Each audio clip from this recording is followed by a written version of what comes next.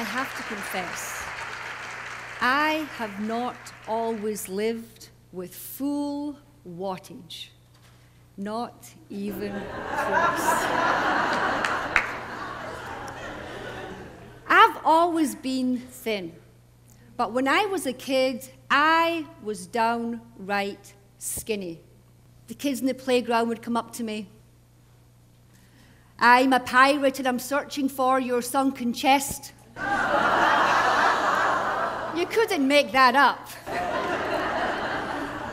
But worst of all, my skinny legs.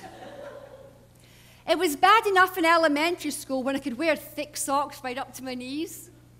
But when I moved to high school, the uniform dictated that young ladies had to wear fine nylon stockings.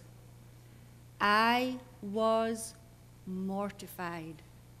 I felt so exposed. I'd wear 3 and 4 pairs at a time, but it didn't make any difference. I'd be walking down the hallway and I'd hear, "Hey, Liz, stop, stop. You've got a couple of threads hanging from your skirt." "Oh, sorry, that's your legs."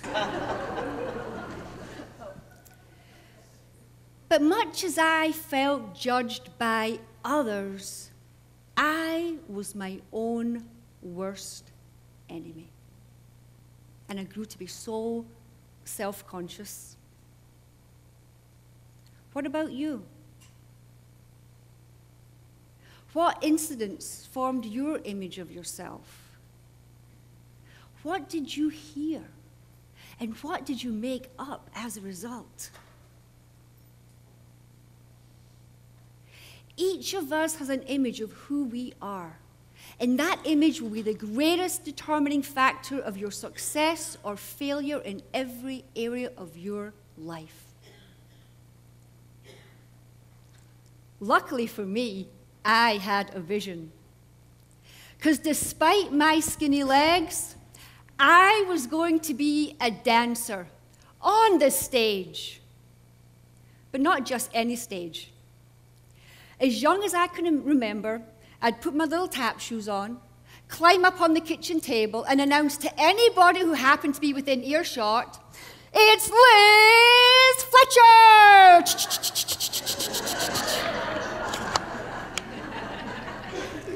And the kitchen would disappear. And I was on stage at Carnegie Hall. I'd feel the heat of the lights. I'd see the smiling faces in the first couple of rows. I'd hear the clapping and the applause. I was a believer. Visualization is a powerful tool. Because your mind can't tell the difference between what's real and what's imagined. So if you ever find yourself stuck, visualize yourself the way you want to be. The more vividly you can imagine it, the more powerful it will be.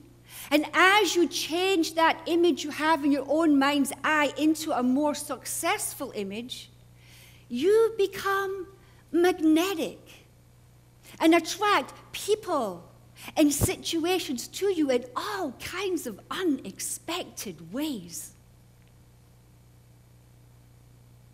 I was in my early 20s, and I was living in New York City, struggling as a young dancer, when a photographer friend called me up and he said, "Liz, would you like to do a photo shoot? The project is a book cover, and it's a novel about a dancer, and we just need a pair of legs and some pointe shoes." I said, "Sure." Next thing I knew, I was paying my New York rent and all my expenses from the income I was making as a leg model.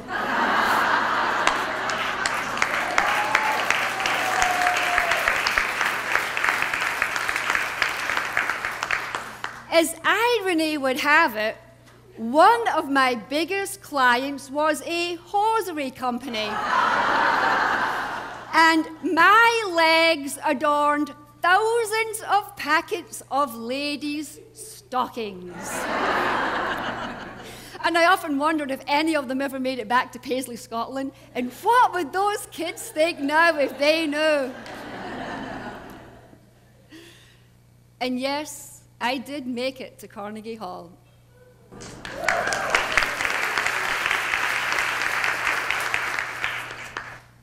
And when I stood there on that famous stage, maybe even standing in the very same spot as Tchaikovsky, or Judy Garland, or even the Beatles, and as I soaked in the applause, I thought about all the times as a child I'd fiercely visualized that exact moment. And I thought, how would my life be different if I let those doubts stop me from living my dreams?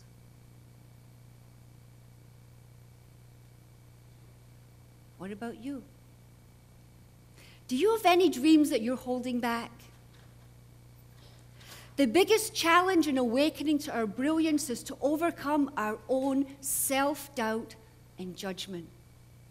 To live with full Wattage, you've got to fire the judges in your life, especially if the biggest judge is you, and get bigger about who you are.